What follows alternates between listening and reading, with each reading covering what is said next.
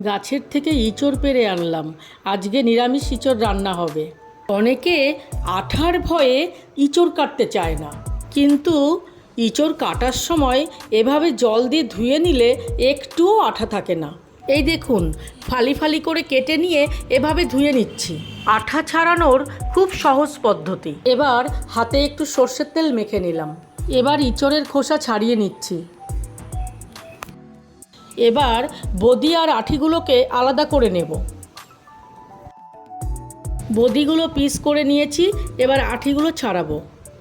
ইঁচড়ের এই আঁঠি বা দানাগুলোই আমার খুব প্রিয়। মশলা দিয়ে ইঁচড়টাকে কষিয়ে নিচ্ছি। কষা হয়ে আসলেই জল দিয়ে দেব। নিরামিষ ইঁচড় হলেও স্বাদে মাংসকে হার মানিয়ে দেয়। আমার নিরামিষ ইঁচড় পুরোপুরি রেডি।